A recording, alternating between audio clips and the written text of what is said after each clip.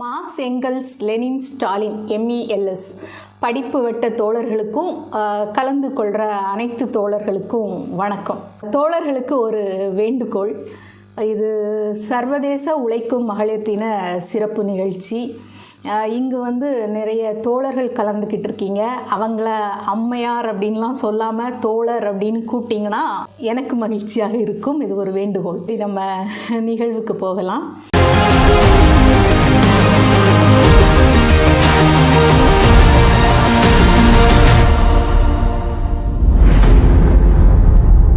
இது சர்வதேச உழைக்கும் மகளிர் தின சிறப்பு நிகழ்ச்சியாக தோழர் குரூப்ஸ்கையா பற்றி பேசணுன்னு தோழர்கள் கேட்டிருந்தீங்க. ஏன்னா தோழர் குரூப்ஸ்கையா பெண்கள் முன்னேற்றத்திற்காக ஆற்றின பங்கு அப்படிங்கிறது அளப்பெரியது. அது மட்டும் இல்லாமல் அவங்க தோழர் லெனினோட இணையரும் கூட. அந்த வகையில் நமக்கு எப்படியுமே இரட்டிப்பு மகிழ்ச்சி தான். நல்லது தோழர்களே. சர்வதேச உழைக்கும் மகளிர் தினத்தை நம்ம இப்போ கொண்டாடிட்டுருக்குறோம். இன்றைக்கி பல பேரும் இதுக்கான அர்த்தமே தெரியாமல் கொண்டாடுறதையும் நம்ம பார்த்துட்ருக்குறோம். மகளிர் தினம் அப்படின்னு சொல்லிட்டு பூசண்டு கொடுக்கறது, இல்லை அவங்களுக்காக அவங்களை அழகுபடுத்திக்கிறது, அவங்களை அழகியல் சார்ந்து புகழ்ந்து பேசுகிறது, இந்த மாதிரியான விஷயங்களெல்லாம் நிறைய நடந்துக்கிட்டு இருக்குது. ஆனால் நம்ம இதில் ஒரு முக்கியமான விஷயத்த உறுதியாக ஆணித்தரமாக சொல்லணும். என்ன அப்படின்னு சொன்னால், இது சர்வதேச உழைக்கும் மகளிர் தினம், வெறும் மகளிர் தினம் கிடையாது அப்படிங்கிறதையும் நம்ம இங்கே பதிவு செய்தாகணும். ஏன்னா கார்ப்பரேட் மயமாயிட்ட இந்த காலத்தில் மகளிருக்கு வாழ்த்து சொல்கிறதுக்கான நாளாக மட்டும் இல்லாமல் அவங்களுக்கான சந்தையை விரிவுபடுத்துகிற வேலையை முதலாளித்துவம் செய்துக்கிட்டு இருக்குது.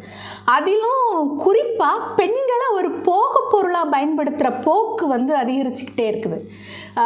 பெண்கள் தாமாகவே முன்வந்து தங்களை ஒரு சந்தை பொருளாக முன்னிறுத்துகிற மாதிரியான வேலைகளை இப்போன்னு இல்லை, பின்னவீனத்துவம், அடையாள அரசியல், பெண்ணியம் அப்படிங்கிற பெயர்லலாம் அதுக்கு முன்னாடியே ஆரம்பிச்சிட்டாங்க. அப்படின்னாலும் இந்த காலகட்டத்தில் அந்த விஷயம் தலைவிரிச்சு ஆடுது. பாலியலில் சார்ந்த விஷயங்களை சந்தைப்படுத்துதல் அப்படிங்கிற ஒரு விஷயம் இப்போ பிரம்மாண்டமாக நடந்துக்கிட்டு இருக்குது. ஒரு காலத்தில் ரஷ்யாவிலையும் அதுதான் நடந்தது. ஜார் அரசோட கொடுமையான ஆட்சி காலத்தில் பெண்கள் பலரும் விபச்சாரத்துக்குள்ளால் தள்ளப்பட்டிருந்தாங்க. அப்படியான ஒரு அவல நிலை அங்கே நிலவிக்கிட்டு இருந்துச்சு. ஆனால் 1917 நவம்பர் புரட்சிக்கு பிறகு இந்த பெண்களோட நிலைமையே தலைகீழாக மாறிடுச்சு.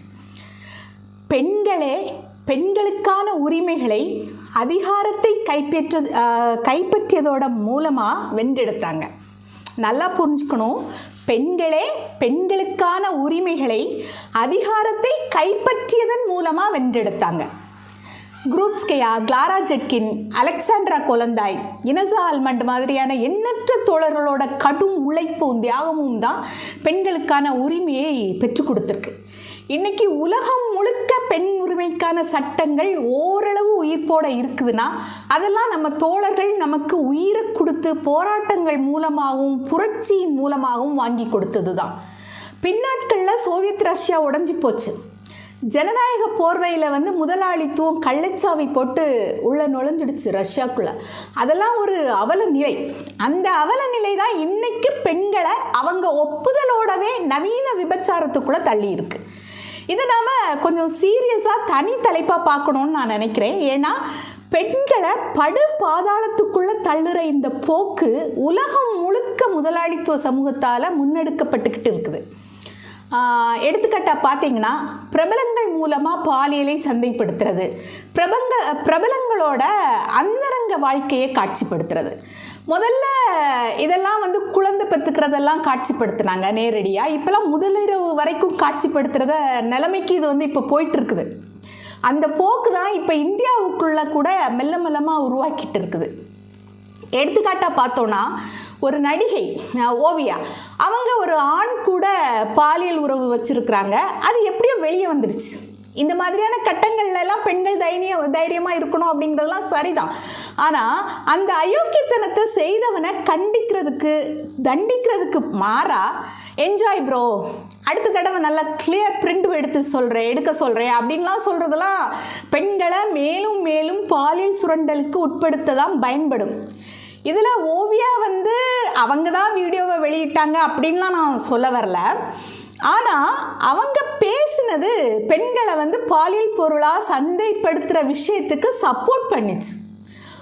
ஆணுக்கு எந்த தண்டனையும் கிடையாது, அவன் தப்பு செய்துக்கிட்டே இருப்பான். பெண்கள் அதை ஏற்றுக்கிட்டு தங்களோட வாழ்க்கையை பார்த்துட்டு நகர்ந்துக்கிட்டே போகணும். ஆக அவ எத்தனை ஆண்களுக்கு பயன்படுத்தப்பட்டு நகர்ந்து போகணுமோ தெரியல. கண்டிப்பும் தண்டனையும் இல்லாத ஒரு ஆண் ஒரு பெண்ணோட நின்று போயிடுவானா என்ன? அவன் இன்னும் பல பெண்களை இதே நிலைக்கு ஆளாக்கிட்டு தான் இருப்பான். அதே மாதிரி தான் ரன்வீர் அப்படிங்கிற ஒரு யூடியூபர் உங்கள் அம்மா அப்பா உறவு வச்சுக்கிறத பார்க்க விரும்புகிறீங்களா அப்படின்னு ஒரு கேள்வி கூட கேட்டது. ஆக இங்கே வந்து பாலியல் அப்படிங்கிறது ஒரு சாதாரண விஷயம் அப்படின்னு அந்தரங்கமே இல்லாத அளவுக்கு மனித சமூகத்தோட ஒழுங்கு முறைகளை தகர்க்கிற போக்கு இப்போ நீடிச்சிட்டு இருக்குது. நல்லா கவனிச்சுக்கோங்க, நான் ஒழுக்க முறைகளை பற்றி பேசலை, ஒழுங்கு முறைகளை பற்றி நான் வந்து பேசிகிட்டு இருக்கிறேன். விருப்பப்பட்டவங்களோட எந்த சமூக கடமையும் இல்லாமல், இது ரொம்ப முக்கியமான வார்த்தை, எந்த சமூக கடமையும் இல்லாமல், அதாவது பிள்ளை பெற்றுக்க வேண்டியதில்லை, அதுக்கு பொறுப்பு எடுத்துக்க வேண்டியதில்லை, வீட்டில் வயசானவங்க இருந்தால் அவங்கள பாதுகாக்க வேண்டிய அவசியம் இல்லை, இப்படி எந்த சமூக கடமையும் இல்லாமல் பாலியலை தனிச்சு பார்க்குறது அப்படிங்கிற ஒரு போக்கு ரொம்ப ஆபத்தான வகையில் வளர்ந்துட்டு இருக்குது. அது இங்கே மட்டும் இல்லை, அரசுலேயும் இருக்குது. அதுக்கு தான் இப்போ சீமான் பேசிகிட்டு இருக்கிறார்ல, விரும்பிதானே வந்தா, விரும்பிதானே படுத்தா, அதில் என்ன தப்பு இருக்குது அப்படின்னு சொல்லி ஒரு அரசியலை சாதாரண மட்டம் வரைக்கும் எடுத்துகிட்டு போகிறது. இப்படி பாலியல் அப்படிங்கிற விஷயத்தை சந்தைப்படுத்துறதோடு மட்டும் இல்லாமல் பெண்களை மறுபடியும் பின்னோக்கி இழுக்கக்கூடிய அளவு சமூகம் ஒரு பிரச்சனையை எதிர்கொண்டுட்டு இருக்குது. இதெல்லாம் நமக்கு முன்னாடி இருக்கக்கூடிய மிகப்பெரிய சவால். சரி, அந்த சோக கதையை வாய்ப்பு இருந்தால் நம்ம இன்னொரு நாள் பேசலாம் தோழர்களே. நாம் இப்போ குரூப்ஸ்கேவுக்கு வருவோம்.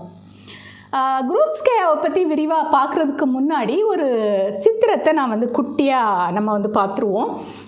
அவங்களோட பெயர் வந்து முழு பெயர் நடேஷ்டா குரூப்ஸ்கயா. குரூப்ஸ்கயா தான் ரஷ்ய பெண்களோட நிலைமைகளை பற்றி முழுசாக ஒரு துண்டு பிரச்சாரத்தை வச்சாங்க. 1899 அவங்க பெண் தொழிலாளி அப்படிங்கிற தலைப்பில் ஒரு கட்டுரை எழுதுகிறாங்க. சொந்த பெயர்லலாம் அவங்க எழுதலை, சப்ளினா அப்படிங்கிற ஒரு புனை பெயரில் அவங்க எழுதுகிறாங்க. அதில் அவங்க என்ன எழுதுகிறாங்கன்னா, முதலாளித்துவத்துக்கு கீழே பெண்கள் படுற பாட்டையும் அங்கே பாரம்பரியமாக இருந்த விவசாய குடும்பத்து பெண்கள் படுற பாட்டையும் எழுதுகிறாங்க. அதை மட்டுமே எழுதி இருந்தால் இங்கே நாம் அதை பற்றி சொல்ல வேண்டிய தேவை இருக்காது. ஆனால் அவங்க அதை எழுதிக்கிட்டு இந்த எதேச்சதிகாரத்துக்கு எதிரான போராட்டத்தில் பெண்களே வந்து உங்களை இணைத்து கொள்ளுங்கள் அப்படின்னு அழைப்பு விடுறாங்க. அதுக்கு அவங்க என்ன காரணம் சொல்கிறாங்கன்னா, எதேச்சதிகாரம் அளிக்கப்பட்டால் நமக்கு முன்னாடி ஒரு சிறந்த உலகம் காத்துக்கிட்டு இருக்குது, அங்கே நாம் இந்த கஷ்டத்தை எல்லாம் பட வேண்டாம், அதனால பெண்களே அந்த எதேச்சதிகாரத்தை அழிக்க தொழிலாள வர்க்க இயக்கத்தில் ஒன்று கூடுங்கள் அப்படின்னு அழைப்பு விடுறாங்க. ஆக பெண்கள் மத்தியில் அவங்க ஒரு விதையை போட்டிருக்காங்க. சரி, நாம் இப்போ அவங்களோட வாழ்க்கை வரலாறை கொஞ்சம் பார்த்துருவோம். நடேஷ்டா குரூப்ஸ்கயா வந்து 26 பிப்ரவரி 1869 ஒரு உயர்தட்டு வர்க்க குடும்பத்தில் பிறந்தாங்க. அப்படியே அவங்க உயர்தட்டு குடும்பத்தில் பிறந்திருந்தா கூட அவங்களோட அம்மா அப்பா வந்து ஏழ்மையான வாழ்க்கையை தான் வாழ்ந்தாங்க. அவங்க அப்பா பேர் வந்து கான்ஸ்டான்டின் இக்னாவிச் குரூப்ஸ்கி. இவர் வந்து சின்ன வயசுலேயே அனாதை ஆயிட்டார். அதாவது 9 வயசுலேயே அம்மா அப்பாவை இழந்து கடும் போராட்டத்துக்கு அப்புறமா தான் ரஷ்ய இராணுவத்தில் ஒரு அதிகாரி அப்படிங்கிற ஒரு நிலைக்கு வர்றாரு. அது மட்டும் இல்லாமல் அவருக்கு வந்து போலந்து நாட்டை நிர்வகிக்கிற பொறுப்பு கொடுக்கப்படுது. ஆனால் போலந்து நாட்டுக்கு போகிறதுக்கு முன்னாடி அவர் வந்து குரூப்ஸ்கேவோட அம்மாவை திருமணம் செஞ்சுக்கிறாரு. குரூப்ஸ்கேவோட அம்மா பேர் வந்து எலிசவெட்டா வாசிலியேவ்னா டிஸ்ட்ரோவா. இவங்களும் கிட்டத்தட்ட அதே மாதிரி தான். அதாவது இவங்களும் ஒரு பிரபு குடும்பத்தை சேர்ந்தவர், ஆனால் நிலமற்ற பிரபு குடும்பத்தை சேர்ந்தவர். இவங்களும் சின்ன வயசுலேயே அனாதை ஆகிடுறாங்க. அப்புறம் இவங்களும் நல்லா கஷ்டப்பட்டு படித்து திருமணம் பண்ணிக்கிறது வரைக்கும் வேலை பார்க்குறாங்க. ஆக போலந்து நாட்டுக்கு போனதுக்கு அப்புறம் குரூப்ஸ்கி வந்து பதவி நீக்கம் செய்யப்படுறாரு. அதாவது அங்கே அவர் என்ன சொல்லி பதவி நீக்கம் செய்யப்படுறாரு அப்படின்னு பார்த்தீங்கன்னா, அவர் மக்கள் சார்பாக செயல்பட்டார் அப்படின்னு ஒரு குற்றச்சாட்டுக்கு உள்ளாக்கப்படுறாரு. அதுதான் அந்த புரட்சியாளர்களுக்கு அனுசரையாக நடந்துக்கிட்டார் அப்படின்னு குற்றம் சுமத்தி பதவி நீக்கம் செய்யப்படுறாரு. அதுக்கப்புறம் ஒரு போராட்டமான வாழ்க்கை தான். குரூப்ஸ்கேவோட 14 வயசில் அவங்க அப்பா செத்தும் போயிடுறாரு. இப்படி ஒரு பிரபுத்துவ குடும்பத்தை சார்ந்த பெற்றோர்கள் இருந்தாலுமே அவங்களுக்கு உழைக்கும் வர்க்கத்தோட போராட்ட வாழ்க்கை முறை ரொம்ப அறிமுகமானதாக இருக்குது. இதுதான் அவங்களோட எதிர்கால போராட்ட வாழ்க்கை முறைக்கு அடித்தளமாக இருந்துச்சு அப்படின்னு நம்ம சொல்லலாம். அது மட்டும் இல்லாமல் குரூப்ஸ்கேவோட அப்பா இறந்த பிறகு அவங்களுடைய வாழ்வாதாரத்துக்காக தன்னோட அம்மா கூட சேர்ந்து குரூப்ஸ்கேயாவும் என்ன செய்தாங்க அப்படின்னு சொன்னால், அடுத்து அவங்களுக்கு டியூஷன் மாதிரி ஒரு பாடம் சொல்லி கொடுக்க ஆரம்பித்தாங்க. அதனால தான் சின்ன வயசுலேருந்தே குரூப்ஸ்கேயாவுக்கு வந்து கல்வித்துறையில் பணியாற்றணும் அப்படிங்கிறது ஒரு பெரிய ஆசை அவங்களுக்கு. அதே நேரத்தில் சின்ன வயசில் குரூப்ஸ்கேவை ரொம்ப ரொம்ப ஈர்த்த ஒரு விஷயம் என்ன அப்படின்னு பார்த்தீங்கன்னா, டால்ஸ்டாயோட கல்வி கொள்கைகள் அவங்கள ரொம்ப ஈர்த்துச்சு. அவங்க கல்வியை வந்து ரொம்ப ரொம்ப நேசித்தாங்க. அதனாலேயே அவங்க வந்து நிறைய விவாத குழுக்களில் பங்கெடுக்க ஆரம்பித்தாங்க. இந்த குழுக்கள் எல்லாம் ஒன்று கூடி ஏதாவது ஒரு குறிப்பிட்ட தலைப்பை வந்து எடுத்துட்டு அதில் ஆய்வு செய்து அப்புறம் அது குறித்து விவாதங்கள் நடத்துறது, அது மூலமாக அந்த தலைப்பு குறித்த தகவல்கள் இன்னும் அதிகமாக தெரிஞ்சுக்கிறது, அந்த தகவலை அவங்க வந்து மேம்படுத்திக்கிறது, இப்படின்னு அவங்க தொடர்ந்துக்கிட்டு இருந்தாங்க.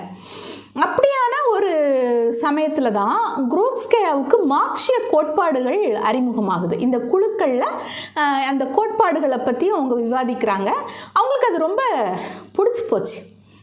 மார்க்சியம் ஒரு மாற்றத்தை உருவாக்குறதுக்கான வழி அப்படின்னு அவங்க தெரிஞ்சுக்கிட்டாங்க. அதனால் அவங்க மார்க்சிய தத்துவத்தை ஆழமாக கற்றுக்க நினைக்கிறாங்க. அப்படி தான் 1890ஆம் ஆண்டு ஒரு மார்க்சிய குழுவில் இணைகிறாங்க. அந்த நேரத்தில் மார்க்சிய புத்தகங்களெல்லாம் வந்து அவ்வளோ சுலபமாக படிச்சிட முடியாது. அது எல்லாமே ரஷ்ய அரசால் தடை செய்யப்பட்டது. அந்த புத்தகங்களெல்லாம் வச்சுருந்தாலே அவங்க கொலை குற்றம் வரைக்கும் ஆளாக வேண்டியது இருக்கும்.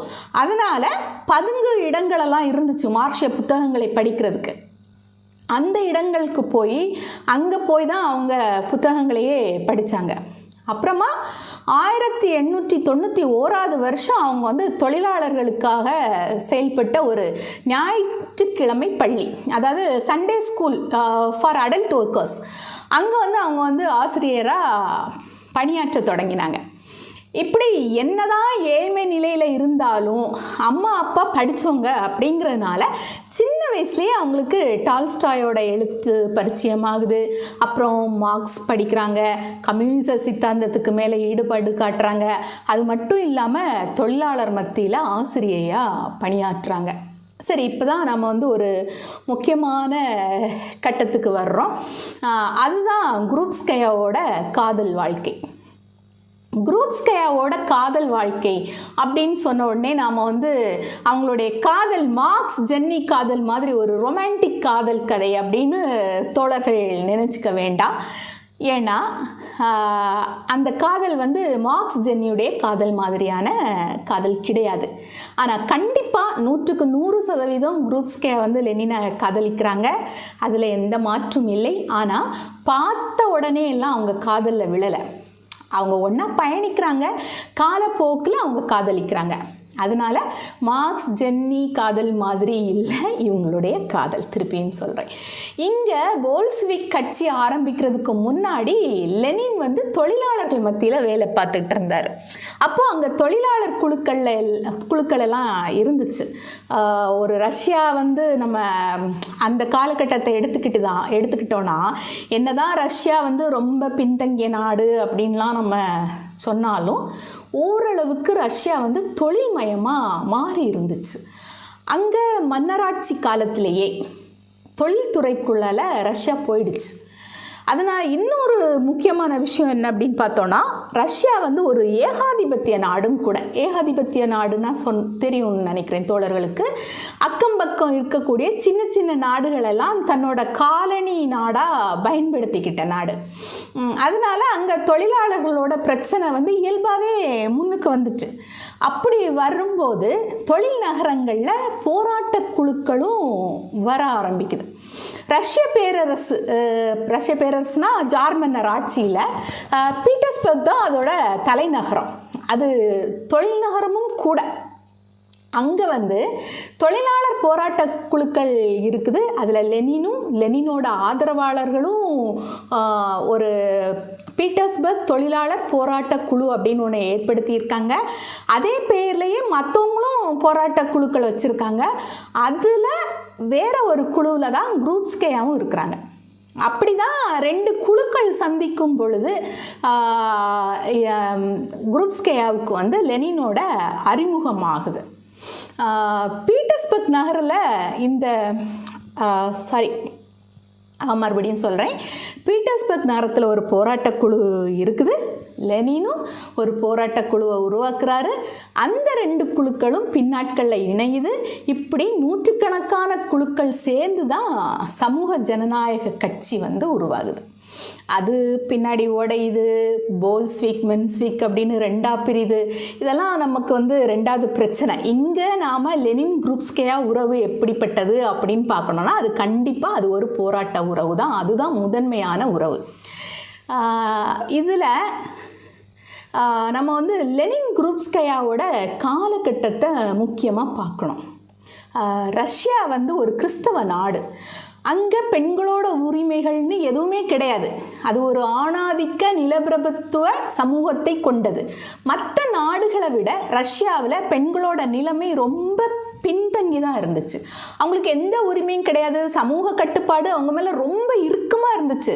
வாக்குரிமை கிடையாது, வேலைக்கு போக முடியாது, சொந்தமாக ஒரு கருத்து சொல்ல முடியாது, வீட்டு வேலை மட்டும்தான் பெண்கள் பண்ணணும் அப்படிங்கிற ஒரு நிலைமை இருந்துக்கிட்டே இருந்துச்சு. ஆனால் நகர்ப்புறங்களில் தொழிற்சாலைகள் விரிவுபடுத்தப்பட்ட போது கிராமங்களில் இருந்து ஏராளமான பெண்கள் தொழிற்சாலைக்கு வேலைக்கு போனாங்க. பெண்கள் அப்படின்னாலே அங்கே ரொம்ப குறைவாக தான் சம்பளம் கொடுத்தாங்க. ஆனால் கடுமையாக வேலை வாங்கினாங்க. இருந்தாலும் கூட நம்மளாலையும் கூட சம்பாதிக்கலாம் அப்படிங்கிற ஒரு தைரியம் இந்த மாதிரியான வாய்ப்பு அந்த பெண்களுக்கு கொடுத்துச்சு. ஓரளவு அவங்களுக்கு ஒரு பொருளாதார சுதந்திரம் கூட வந்துச்சு. இந்த நேரத்தில் தான் உயர் வகுப்பை சேர்ந்த பெண்கள், அதாவது செல்வ சீமாட்டிகள், அப்புறம் நடுத்தர வர்க்க பெண்கள், இவங்கெல்லாம் சேர்ந்து உரிமைனெல்லாம் அவங்க கேட்கல, சில சலுகைகளை கேட்டு போராட ஆரம்பித்தாங்க. சலுகைகள் அப்படின்னா பெண்கள் எங்களுக்கும் ஓட்டுரிமை வேணும் அந்த மாதிரியெல்லாம் அவங்க அவங்க தரப்புலேருந்து அவங்க கேட்க ஆரம்பித்தாங்க. ஆனாலும் அப்புறமா பின்னாட்களில் சில பேர் அவங்களே சில பேர் புரட்சியாளர்களெல்லாம் மாறி இருக்காங்க. ஜார் மன்னரை அழித்தொழிக்கிற குழுவில் கூட அந்த பெண்கள்லாம் இருந்திருக்காங்க. அதெல்லாம் ஓகே இருக்கட்டும். ஆனால் அதெல்லாம் தாண்டி அதே நேரத்தில் அலெக்சாண்ட்ரா கொலந்தாய் அப்புறம் குரூப்ஸ்கேயா மாதிரியான பெண்கள் எல்லாம் போல்ஸ்விக் கட்சியில் முக்கியமான தலைவர்களாக உருவாகிறாங்க. நம்ம நல்லா புரிஞ்சுக்கணும். இங்கே மாதிரி பெண்கள் வெறுமனே கட்சியில் ஒரு உறுப்பினராக கொடி பிடிக்கிற ஒரு சாதாரண ஒரு உறுப்பினராக இல்லாமல் அங்கே பெண்கள் கட்சியில் முக்கியமான தலைவர்களாக உருவாகிறாங்க. இப்படி பெண்களும் அரசியலில் முன்னணியில் வரக்கூடிய ஒரு சமூக பின்னணி அங்கே இருந்துச்சு. இப்போ லெனின் அவரும் ஒரு கட்சியில் இருக்கிறாரு இல்லையா, அப்போது அவரை ஒரு கோட்பாட்டாளராக ஒரு தலைவராக ஏற்றுக்கிட்டு தான் குரூப்ஸ்கேயா அவங்க கூட பயணிக்கிறாங்க. லெனினும் குரூப்ஸ்கேயாவும் இப்படி தான் ஒரு போராட்ட உறவால் தான் ஒன்றிணைகிறாங்க. அதனால் நாம் என்ன பண்ணக்கூடாது அப்படின்னா, குரூப்ஸ்கேயாவோட வாழ்க்கையை லெனின் இல்லாமலும் லெனினுடைய வாழ்க்கையை குரூப்ஸ்கேயா இல்லாமலும் பிரித்து பார்க்கவே கூடாது, பார்க்கவும் முடியாது. ஏன்னா லெனினோட வாழ்க்கையில் காதல் செய்கிறதுக்கெல்லாம் நேரம் கிடையாது.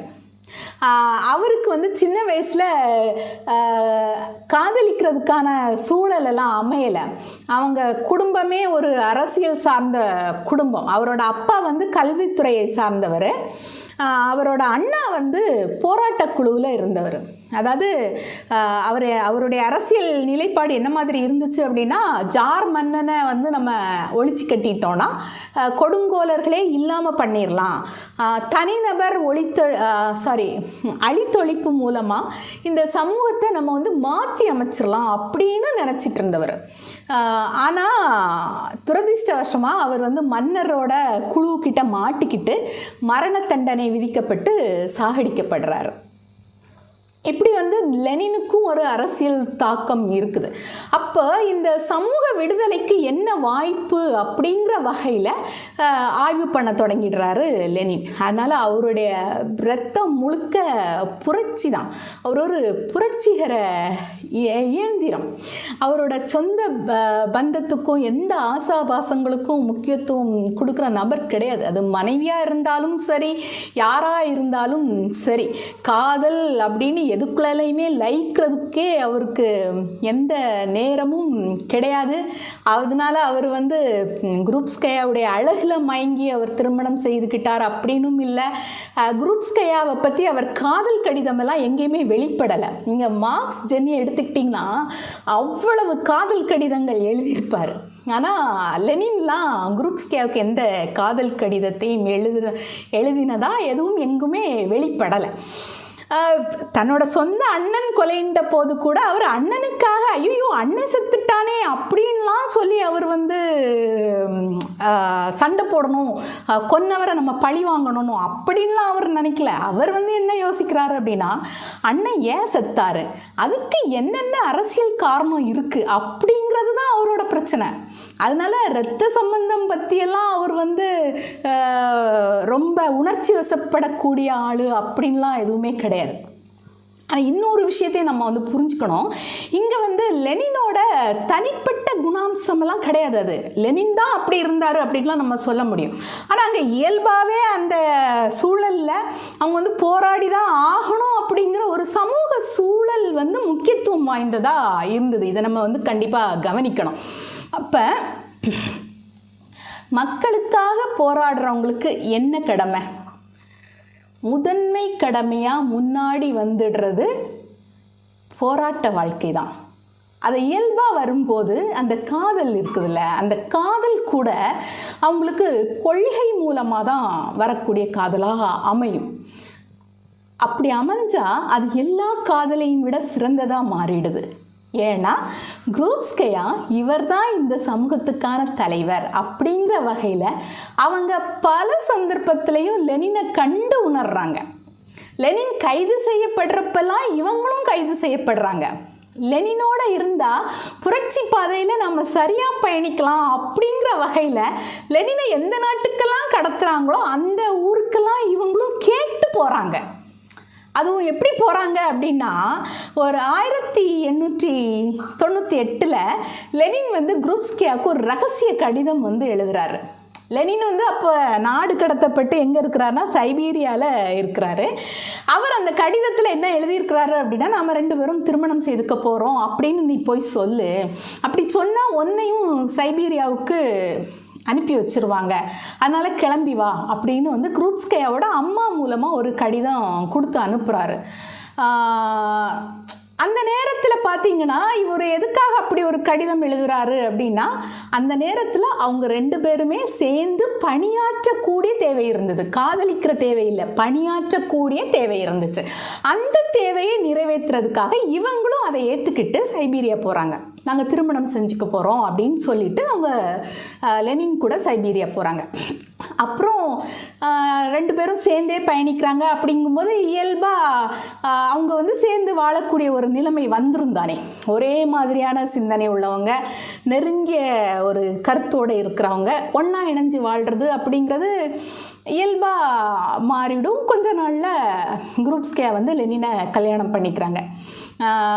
ஸோ உண்மையிலேயே இந்த உலகத்துக்காக தன்னை அர்ப்பணிச்சுக்கிட்டவங்க எந்த மயக்கமும் இல்லாமல் தெளிவோடையும் தீர்க்கமான கண்ணோட்டத்தோடையும் தான் ஆழமான பிடிப்போடையும் செஞ்ச இந்த காதலுக்கு ஒரு மகத்துவம் இருக்குது.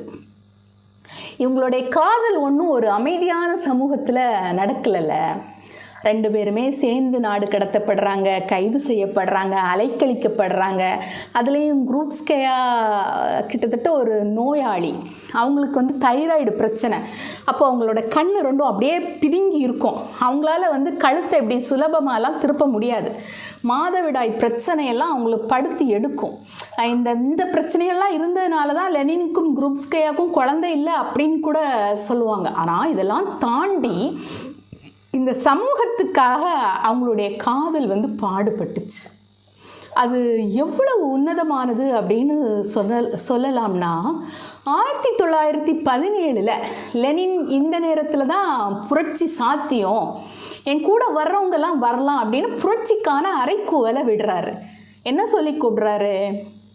நாம் ஒன்றா அதிகாரத்தில் இருப்போம், இல்லைனா எதிரிகளால் தூக்கில் தொங்க விடப்படுவோம், ஜெயிச்சா அதிகாரத்துக்கு போகலாம், இல்லைனா தூக்கில் தொங்கி செத்து போவோம் அப்படின்னு சொன்னது மற்றவங்களுக்கு மட்டும் இல்லை, குரூப்ஸ்கேயாவுக்கும் சேர்ந்து தான். என் கூட வரதா இருந்தால் ஒன்று சாக தயாராரு, இல்லைனா அதிகாரத்துக்கு வர்றதுக்கு தயாராகிரு, இவ்வளோதான்.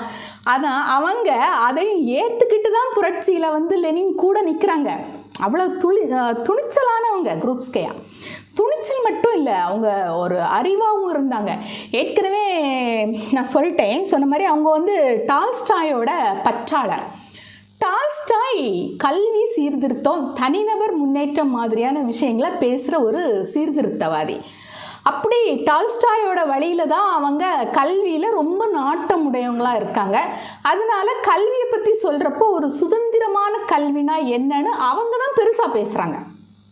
எல்லாருக்கும் ஒரே கல்வி முறைன்னு பொத்தாம்பொதுவாக இல்லாமல் அந்தந்த குழந்தைகளை இயல்பாக வளர விட்டு அவங்க ஒவ்வொருத்தரையும் ஆசிரியர்கள் தனி கவனம் செலுத்தி அவங்களோட திறமைக்கு ஏற்ப அவங்கள ஆளாக்குறது அப்படின்னு ஒரு கல்வி முறையை அவங்க முன் வச்சாங்க. இப்படி தான் அங்கே இவங்க முன் வச்ச அந்த கல்வி முறையில் தான் அங்கே நிறைய ஓவியர்கள், நடன கலைஞர்கள், அப்புறம் மருத்துவர்கள், பொறியாளர்கள், விஞ்ஞானிகள், இராணுவ அதிகாரிகள், விவசாயிகள், அரசியல்வாதிகள், விளையாட்டு வீராங்கனைகள், இந்த மாதிரி பார்த்து பல்வேறு துறைகள்லையும் எல்லாரும் வளர்ச்சி அடைஞ்சாங்க, நிறைய படித்தாங்க. இன்றைக்கி இங்கே இருக்க கல்விக் கொள்கை பார்த்திங்கன்னா இன்ஜினியரிங் ஒரு சைடு பிரபலமாக இருக்குதுன்னா எல்லாரும் இன்ஜினியரிங்கே போவாங்க.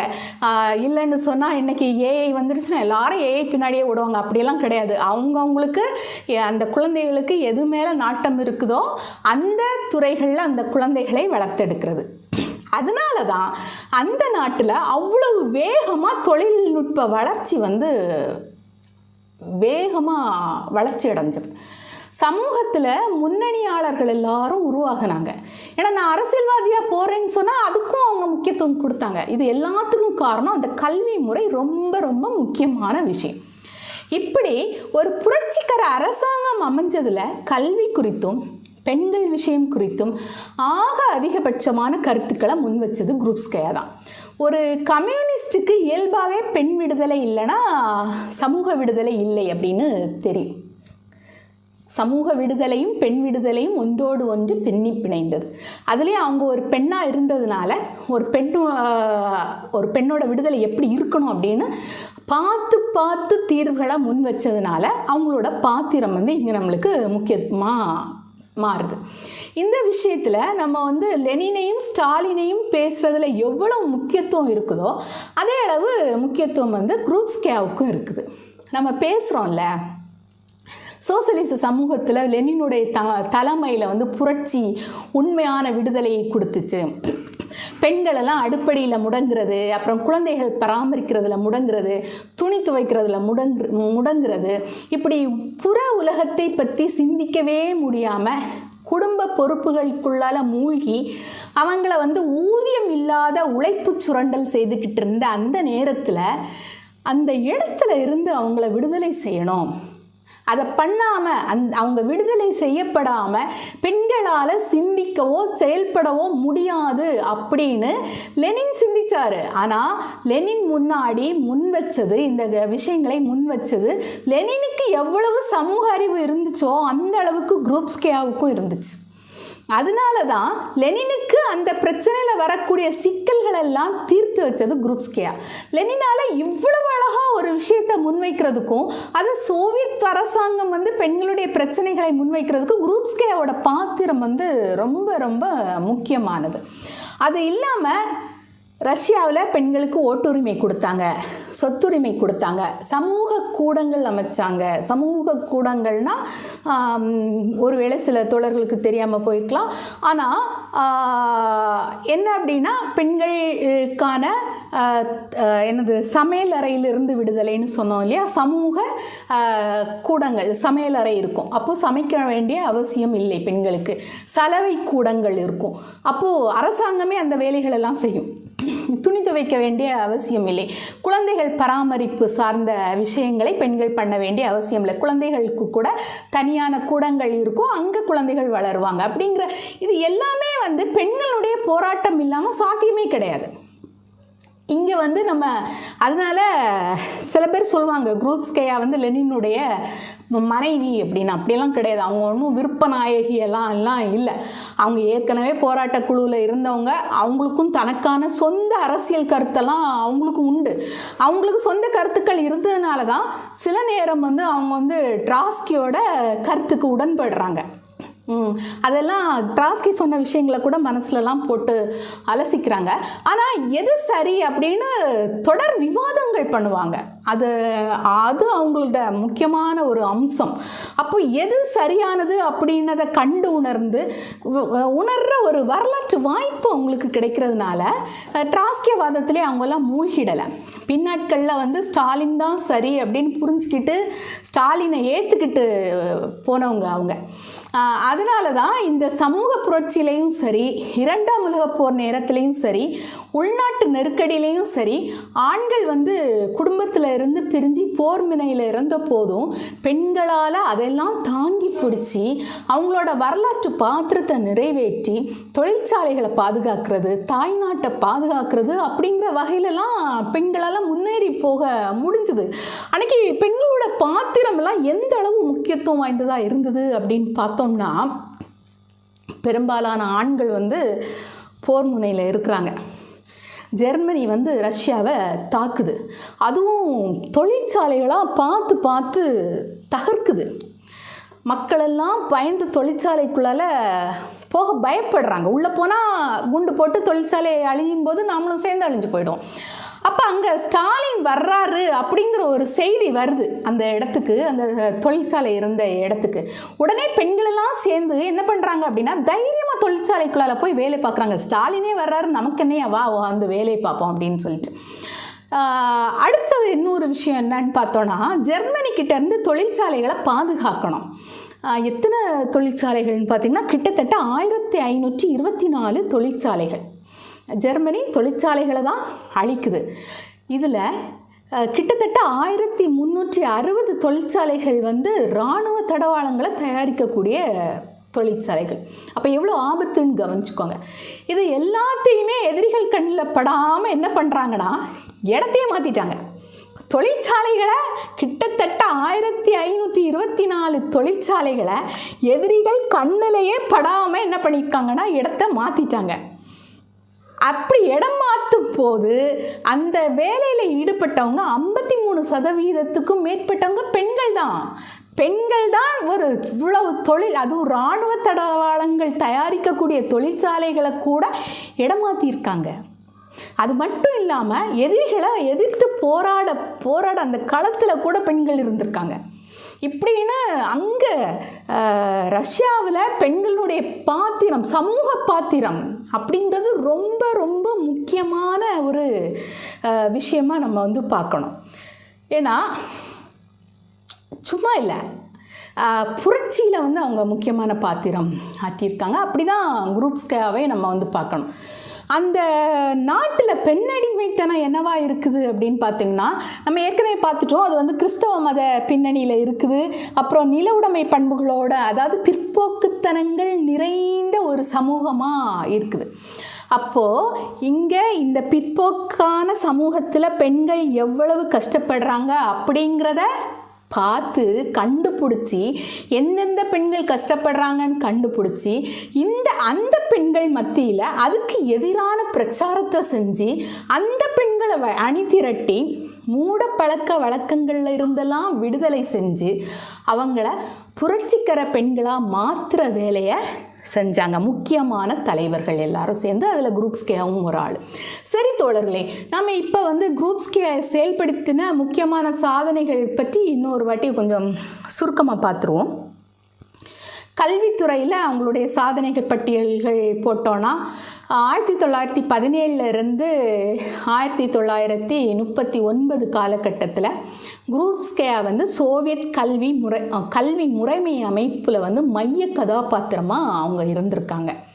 எல்லா மக்களுக்கும் கல்வி கிடைக்கணும் அப்படிங்கிறதுல உறுதியாக இருந்து தொழிலாளர்களுக்கான கல்வி, அப்புறம் பெண்களுக்கான கல்வி எல்லாத்துக்கும் சிறப்பான திட்டங்களை செயல்படுத்தியிருக்காங்க. இன்னொரு முக்கியமான விஷயம், இலக்கியம் சார்ந்த புத்தகங்கள் எல்லாருக்கும் கிடைக்கணும் அப்படிங்கிற மாதிரி நூலக வளர்ச்சியை மேம்படுத்தி பொதுமக்களுக்கு அதெல்லாம் எளிதாக கிடைக்க வந்து வழி செஞ்சுருக்காங்க. அப்புறம் பெண்கள் உரிமைக்காக என்னென்ன இயக்கங்கள் நடத்தியிருக்காங்க அப்படின்னு பார்த்தா, ரஷ்யாவில் ஒட்டுமொத்த பெண்களோட நிலைமைகளையும் மாற்றுறதுக்காக போராடியிருக்காங்க. இதை நம்ம ஏற்கனவே பார்த்துட்டோம்.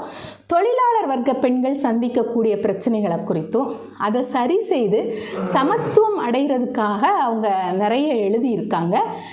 பெண்களுக்கு தனியான கல்வி, வேலை வாய்ப்புகள், அரசியல் உரிமைகள் இதெல்லாம் வேணும் அப்படின்னு கோரிக்கைகளை முன் வச்சுருக்காங்க. அடுத்து நாம் வந்து குரூப்ஸ்கயாவோட படைப்பு பணிகள் அப்படிங்கிறது என்னெல்லாம் அவங்க வந்து எழுதியிருக்காங்க அப்படின்னு பார்க்கலாம். நம்ம முதல்ல பார்த்தோம் பெண் தொழிலாளி, த விமன் ஒர்க்கர். அது வந்து 1899 எழுதினது. பெண் தொழிலாளர்களோட நிலைமைகள், அவங்க எதிர்கொள்கிற சிக்கல்கள் அப்படின்னு சமூக மாற்றத்துக்கான தேவைகளை லெனினோட மார்க்சிய புரட்சிகர கொள்கைகளோட சேர்ந்து எழுதப்பட்ட ஒரு முக்கியமான எழுச்சியூட்டும் படைப்பு. குரூப்ஸ்கேயோட இந்த படைப்பு இருக்குதுல்ல, பல பெண் உரிமை இயக்கங்களுக்கு அடித்தளமாக அமைஞ்சது. அதை சார்ந்து தான் நிறைய பெண் உரிமை இயக்கங்கள் வந்து செயல்பட்டுச்சு. இன்னைக்கு வரைக்கும் அது ஒரு புரட்சிகரமான நூலாகவும் பெண்களோட விடுதலையை வலியுறுத்தக்கூடிய ஒரு கருவியாகவும் பார்க்கப்படுது. அடுத்து 1929 எழுதின டெய்லர் சிஸ்டம் அண்ட் ஆர்கனைசேஷன், அதாவது டெய்லரின் முறைமைகளும் அமைப்புகளும் அப்படிங்கிற ஒரு படைப்பு. இதில் வந்து தொழிலாளர்களுடைய அவங்களுக்கு என்னென்ன பயிற்சிகள் கொடுக்கணும், தொழில் புரட்சி எப்படி இருக்கணும், அப்புறம் உற்பத்தி முறைகள் குறித்து அலசுகிற ஒரு முக்கியமான கட்டுரை. இதில் வந்து பார்த்திங்கன்னா அமெரிக்க பொறியாளர் ஃபெட்ரிக் டெய்லர் வந்து ஒரு சயின்டிஃபிக் மேனேஜ்மெண்ட் முறையை வந்து அவர் வந்து உருவாக்கியிருக்கிறார். அதாவது அறிவியல் முறைமை அப்படிங்கிறத ஒரு விஷயத்தை வந்து அவர் வந்து எழுதியிருக்கிறாரு. அதில் அது என்ன சொல்லுது டெய்லர் முறை அப்படின்னு பார்த்தீங்கன்னா, உற்பத்தி திறனை அதிகரிக்கணும் அப்படின்னு சொன்னால் நம்ம வந்து தொழிலாளர்களை அதிக கட்டுப்பாட்டுகளோடு இயக்கணும் அப்படின்னு சொல்லுது. இந்த முறையில் வந்து தொழிலாளர்கள் வந்து வேலை செய்கிறாங்க. அதாவது சிந்திக்கிறதுக்கே நேரம் இல்லாமல் தொழிலாளர்கள் வந்து வேலை செய்யும்போது அவங்களுக்கு சுய சிந்தனை இல்லாமல் போயிடுது.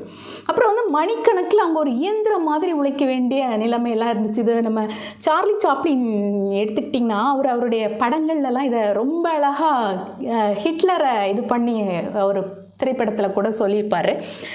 அதனால் இப்போ வந்து குரூப்ஸ்கயா டெய்லரோட இந்த முறை வந்து தொழிலாளர்களுக்கு ஒடுக்குமுறையை உருவாக்கும் அப்படின்னு கண்டித்து எழுதினாங்க. அது மட்டும் இல்லாமல் சோவியத் முறையில், அதாவது உற்பத்தி முறை எப்படி இருக்கணும், உற்பத்தி முறைங்கிறது முதலாளி கையில் இருக்கக்கூடாது, அது தொழிலாளர்கள் கட்டுப்பாட்டுக்குள்ளே இருக்கணும் அப்படிங்கிற ஒரு திட்டமிட்ட உற்பத்தி முறையையும் அவங்க வந்து முன்னிறுத்தினாங்க. தொழிலாளர்களுக்கு தொழிற்பயிற்சி அளிக்கணும், அவங்களுடைய திறமையை மேம்படுத்துறதுக்கு நம்ம வந்து முக்கியத்துவம் கொடுக்கணும் அப்படின்னு வலியுறுத்தினாங்க. கல்வியை தொழில்துறையோடு இணைக்கணும், தொழிலாளர்கள் மேம்படணும்னா அவங்களுக்கு தொழில் பயிற்சியும் தொழில்துறை கல்வியும் அவசியம் அப்படின்னு சொன்னாங்க. அப்படி இருந்தால் தொழிலாளர்கள் அவங்களோட உழைப்பை புரிஞ்சுக்கிட்டு அவங்களோட திறமையை மேம்படுத்திக்கிட்டு உற்பத்தியில் அவங்களே தீர்மானம் எடுக்கக்கூடிய ஒரு சூழ்நிலையை உருவாக்க முடியும் அப்படிங்கிறாங்க. அதுக்கு அடுத்து வந்து பார்த்திங்கன்னா அக்டோபர் பாடங்கள், த லெசன்ஸ் ஆஃப் அக்டோபர் அப்படிங்கிறது அது என்ன அப்படின்னா 1925 ஒரு சிம்போசியம் நடக்குது, த லெசன்ஸ் ஆஃப் அக்டோபர். இந்த இதை வந்து அவங்க இந்த தலைப்புக்கு கீழே அவங்க வந்து என்ன பண்ணாங்கன்னு சொன்னால், இந்த எரர்ஸ் ஆஃப் ட்ராட்ஸ்கிசம் இருக்குது இல்லையா, அந்த கருத்தரங்கத்தில் அவங்க வந்து முன் வச்சாங்க. இதில் வந்து அவங்க அக்டோபர் புரட்சியில் இருக்கக்கூடிய அரசியல் அப்புறம் வரலாற்று பங்களிப்பை விவரிக்கக்கூடிய ஒரு முக்கியமான படைப்பு இது. 1917 வந்து ரஷ்யாவில் அக்டோபர் புரட்சி நடந்துச்சு இல்லையா, அந்த தாக்கத்தை மதிப்பீடு செய்கிற முயற்சியாக இந்த படைப்பு வந்து எழுதப்பட்டிருந்துச்சு. அதாவது ஒரு புரட்சி நடக்கணும்னா அதுக்கு எந்த விதமான திட்டமிடல் அவசியம், புரட்சிக்கு எதிராக என்னென்ன எதிர்ப்புகள் வரும், அப்புறம் மென்சுவிக்குகள் மற்றவங்கெல்லாம் எப்படி தோல்வி அடைஞ்சாங்க, அதுக்கு என்ன காரணம் அப்படிங்கிறதெல்லாம் அவங்க வந்து விவரிக்கிறாங்க. ஒரு புரட்சியோட வெற்றிங்கிறது தொழிலாளர்களோட ஒற்றுமையாலும் மார்க்சிய தத்துவத்தாலையும் முக்கியமாக லெனினோட தலைமைத்துவத்தாலையும் தான் சாத்தியமாச்சு அப்படின்னு அவங்க சொல்கிறாங்க. அதிலும் லெனினுடைய வழிகாட்டுதலும் திட்டமிடலும் இந்த புரட்சியோட வெற்றிக்கு முதன்மை காரணம் அப்படின்னு சொல்கிறாங்க. இதை வந்து நம்ம தொடர்ந்து செயல்படுத்தணும் அப்படின்னும் சொல்கிறாங்க. இந்த படைப்பு இருக்குது இல்லையா, இது வந்து ரஷ்ய புரட்சிக்கு பிந்தைய போராட்டங்களுக்கும் தொழிலாளர்களுக்கான வழிகாட்டியாகவும் இப்போவும் இருக்குது. அடுத்தது வந்து இளைய முன்னோடிகளுக்கு பெண்கள் எவ்வாறு உதவலாம், அதாவது young pioneers how women can help அப்படிங்கிற ஒரு படைப்பு. இதுவும் 1925 தான் வெளிவருது. இதில் குரூப்ஸ்கயா வந்து யங் பயோனியர்ஸ் இயக்கம் அப்படின்னு ஒன்று அங்கே இருக்குது ரஷ்யாவில். அந்த இயக்கத்தின் மூலமாக இளம் தலைமுறைக்கான கல்விக்கான முக்கியத்துவம், அப்புறம் அதுக்கான ஒழுங்குமுறைகள், குழந்தைகளுக்கான சரியான வழிகாட்டுதல், இந்த மாதிரியான விஷயங்களை வலியுறுத்துகிறாங்க. உழைப்போட மதிப்பு என்ன, சமூக பொறுப்புகள் என்ன, அதாவது குழந்தைகளுக்கு அதை கற்றுக் கொடுக்கணும்னு சொல்கிறாங்க. உழைப்போட மதிப்பு பற்றி, சமூக பொறுப்புகள் என்ன, சமூகத்துக்காக நாம் ஏன் செயல்படணும் அப்படிங்கிற ஒரு உணர்வு குழந்தைகளை வந்து வளரும் பொழுதே அவங்களுக்கு வந்து என்ன உணர்வை ஊட்டி வளர்க்கணும் அப்படின்னு பார்த்திங்கன்னா, நாம் இந்த சமூகத்துக்காக தான் செயல்படணும், நமக்கு சுயமான, அதாவது இப்போ சொல்கிறாங்க இல்லையா, லவ் யுவர் செல்ஃப் லவ் அப்படிங்கிறாங்க, என்னை நானே காதலிக்கணும் அப்படின்னு. இங்கே அப்படிலாம் கிடையாது, நீங்கள் சமூகத்தை ஆழமாக நேசிக்கணும் அப்படிங்கிற விஷயத்த சின்ன குழந்தைகள்லேருந்தே அவங்க மத்தியில் ஊட்டி வளர்க்கப்படணும். அதுக்கு பெண்களுடைய பங்களிப்பு, ஏன்னா பெண்கள் தான் பெரும்பாலும் குழந்தைகளை வளர்க்குறாங்க அப்படிங்கிற வகையில் பெண்களுடைய பங்களிப்பு எந்த வகையில் இருக்கணும் அப்படின்னும் அவங்களுடைய அந்த படைப்பில் அவங்க வந்து சொல்கிறாங்க. அதுக்கப்புறமா லெனின் பற்றிய நினைவுகள், அதாவது ரெமினன்ஸ் ஆஃப் லெனின், இது 1930 வெளிவருது. ஏற்கனவே மெமரிஸ் ஆஃப் லெனின், அதுவும் வந்து லெனின் பற்றிய நினைவுகள் தான். அது வந்து 1926 வெளிவருது. அதை இன்னும் விரிவாக்கி ரெமினன்ஸ் ஆஃப் லெனின் அப்படிங்கிற அந்த புத்தகம் வந்து வெளிவருது. இதில் லெனினோட வாழ்க்கை வரலாறோட முக்கியமான பகுதிகளை இவங்க கூடவே பயணித்தவங்க இல்லையா, இவங்க வந்து அவரை ஒரு தலைவராக ஏற்று கூடவே பயணித்த ஒரு காரணத்தினால் குரூப்ஸ்கயாவோட பார்வையிலிருந்து லெனின் எப்படிப்பட்டவர் அப்படிங்கிற ஒரு பார்வையை அவங்க வந்து முன்வைக்கிறாங்க. லெனின் ஒரு வீரம் செறிந்த புரட்சியாளர், தீவிர வாசிப்பாளர், சமூக நியாயத்துக்காக வாழ்ந்த உண்மையான தலைவர் அப்படிங்கிறதெல்லாம் இந்த நூல் வலியுறுத்தினாலும் கூட அதை ஒரு உண்மையாக நாம் வந்து அதை ரொம்ப சுலபமாக புரிஞ்சிக்கிற வகையில் இருக்கக்கூடிய ஒரு முக்கியமான ஆவணம் அது. அதுக்கு அடுத்து வந்து லெனின் மார்க்சியத்தை எவ்வாறு ஆய்வு செய்தார். இன்றைக்கி வந்து மார்க்சியத்தை பல பேர் பலவிதமாக ஆய்வு செய்துட்டு இருக்கிறாங்க இல்லையா, இன்னும் ஏகப்பட்ட ஆய்வுகளெல்லாம் நடத்துகிறாங்க. ஆனால் லெனின் மார்க்சியத்தை எப்படி ஆய்வு செய்தார் அப்படின்னு நம்ம தெரிஞ்சுக்கணும்னா அதுக்கு குரூப்ஸ்கயா வந்து ஒரு புத்தகம் எழுதியிருக்காங்க, ஹவு லெனின் ஸ்டடிட் மார்க்ஸ் அப்படின்னு ஒரு படைப்பு. இது வந்து 1933 வெளிவந்த படைப்பு. லெனின் எப்படி ஒரு தீவிர வாசிப்பாளராக இருந்தார், அவர் எப்படி புத்தகங்களை குறிப்பெடுத்து அது குறித்து எப்படி விவாதம் செய்வார், மார்க்ஸோட கொள்கைகள் ரஷ்யாவுக்கு பொருந்துச்சுன்னா எப்படி பொருந்தும், தொழிலாளர் புரட்சி எப்படி நடைமுறைப்படுத்தலாம், தொழிலாளர்கள், விவசாயிகள், அப்புறம் போராட்டக்காரர்கள், இவங்க இந்த குழுக்களை பற்றி மார்க்சிய கோட்பாடுகள் அடிப்படையில் எப்படி லெனின் வந்து அலசினார், அதை எப்படி நடைமுறை வாழ்க்கையில் பயன்படுத்தினார் அப்படிங்கிறத எப்படி கணிச்சார், எப்படி மார்க்சிய கோட்பாடுகளை சமகால அரசியல் மற்றும் பொருளாதார சூழலோடு இணைத்து அணுகினார் அப்படிங்கிறதெல்லாம். அப்புறம் 1917 ரஷ்ய புரட்சி நேரத்தில் மார்க்சிய கொள்கைகளை தொழிலாளர் வர்க்கத்தின் அரசியல் ஆயுதமாக எப்படி மாற்றினார், இது ரொம்ப முக்கியமானது. லெனின் தன்னோட வாசிப்பு மற்றும் ஆய்வுகளை வந்து மக்களும் அணுகக்கூடிய வகையில் எப்படி எளிமைப்படுத்தினார், இதுவும் முக்கியமான விஷயம். மார்க்சிய கொள்கைகளை பொது உடைமை, தொழிலாளர் உரிமை மற்றும் அரசியல் இயக்கம் இதோட எப்படி தொடர்பு படுத்தினார் அப்படின்லாம் அந்த நூல் வந்து லெனின் ஒரு புரட்சியாளராக மட்டும் இல்லை, அவர் ஒரு தீவிர அறிஞர், ஒரு திட்டமிட்ட அரசியல் சிந்தனையோட செயல்படுறவர் அப்படிங்கிறத ஆணித்தரமாக அடித்து பேசுது. இதெல்லாம் போக குரூப்ஸ்கயா வந்து லெனின் பற்றி நிறைய படைப்புகள் அவங்களால முடிஞ்ச அளவு கட்டுரைகளாகவோ துணுக்குகளாகவோ கொடுத்துருக்காங்க. அதெல்லாம் நம்ம பார்க்கணும் கண்டிப்பாக. இப்படி மறுபடியும் சொல்கிறேன், லெனினுக்கும் குரூப்ஸ்கேயாவுக்கும் உள்ள உறவு அப்படிங்கிறது காதல் உறவை தாண்டி அரசியல் உறவு தான் முதன்மையாக இருந்தது. சரி தோழர்களே, நாம் இந்த நிகழ்ச்சியினுடைய இறுதி கட்டத்துக்கு வந்துட்டோம். இன்றைய சமூக சூழல் எப்படி இருக்குது? இன்றைக்கும் குரூப்ஸ்கேயா உயிரோடு இருந்திருந்தா அவங்க எதுக்கு எதிராக போராட வேண்டிய தேவை இருந்திருக்கும் அப்படின்னு ஒரு கேள்வி நமக்கு எழுறதை நம்மளால் தவிர்க்க முடியலை. குரூப்ஸ்கேயா இப்போ வாழ்ந்துட்டு இருந்தால் என்னென்ன பண்ணியிருக்க வாய்ப்பு இருக்குது அப்படின்னா, கண்டிப்பாக குரூப்ஸ்கேயா சமூக நீதி அடிப்படையிலான கல்வி முறையை உருவாக்க முயற்சி பண்ணியிருப்பாங்க. தொழிலாளர்களுக்கும் பெண்களுக்கும் தரமான அடிப்படை இலவச கல்வி டிஜிட்டல் முறையில் கூட கிடைக்கணும்னு வலியுறுத்தியிருப்பாங்க. இன்றைக்கி தொழிலாளர் உரிமைகள் பல இடங்களில் பாதிக்கப்பட்டிருக்குது. குறைஞ்ச சம்பளம், வேலை பாதுகாப்பு இல்லாமல், தொழிலாளர் சங்க உரிமைகள் எதுவுமே இல்லாமல் இருக்கிறது, இப்படி பல பிரச்சனைகள் இருக்குது. குரூப்ஸ்கேயா கண்டிப்பாக இருந்திருந்தாங்கன்னா தொழிலாளர் சங்கங்களை ஆதரித்து அவங்களோட சம்பள உயர்வு, வேலை நேர குறைப்பு, வேலைக்கான உரிமைகள் இதுக்கெல்லாம் கண்டிப்பாக போராடி இருப்பாங்க. அப்புறம் நவீன தொழிலாளர் இயக்கங்கள், தொழில்துறை மாற்றம், ஏஐ இது போன்ற புதிய சவால்களுக்கு எதிராக தொழிலாளர்களை பாதுகாக்கணும் அப்படின்னு வலியுறுத்தியிருப்பாங்க. கண்டிப்பாக பெண்களுக்கான கல்வி, வேலைவாய்ப்பு, அரசியல் உள்ளடக்கத்துக்காக தொடர்ந்து போராடி இருப்பாங்க. நவீன காலத்தில் பெண்கள் மீதான பாலியல் தவறுகளுக்கு குரல் கொடுத்துருப்பாங்க. சமூக அரசியல் இயக்கங்களில் பங்கெடுத்து கண்டிப்பாக அரசோட தனியார்மய அரசியலுக்கு எதிராக போராடி இருப்பாங்க. சமூக நீதியை வலியுறுத்தக்கூடிய இயக்கங்கள், அப்புறம் தொழிலாளர் கட்சிகள், எதிர்ப்புரட்சி பொது செயல்பாடுகளில் முன்னணி பெண்ணாக அவங்க நின்று இருப்பாங்க. தொழில்நுட்ப வளர்ச்சி அப்படிங்கிறது சமூக சமத்துவத்துக்கு சாதகமாக இருக்கணும் அப்படின்னு கண்டிப்பாக வலியுறுத்தியிருப்பாங்க. தகவல் தொழில்நுட்பம், ஏஐ, ஆட்டோமேஷன் இதெல்லாமே தொழிலாளர்களை ஒடுக்காமல் எப்படி தொழிலாளர்களுக்கு உதவியாக இருக்கணும் அப்படிங்கிற விஷயத்தை அவங்க சரி செய்திருப்பாங்க. தொழில்நுட்ப வளர்ச்சி அப்படிங்கிறது மக்கள் நலனுக்காக தான் இருக்கணும் அப்படின்னு ஆணித்தரமாக பேசியிருப்பாங்க. ஆக நம்ம முன்னெடுக்க வேண்டிய வேலைகள் நிறைய இருக்குது. ஒரு கம்யூனிஸ்டாக நம்ம தொடர்ந்து பயணிக்க வேண்டிய அவசியம் நிறைய இருக்குது தோழர்களே. அதை நோக்கி நம்ம பயணிப்போம் அப்படின்னு சொல்லிட்டு என்னோட உரையை இதோட முடிச்சுக்கிறேன் தோழர்களே.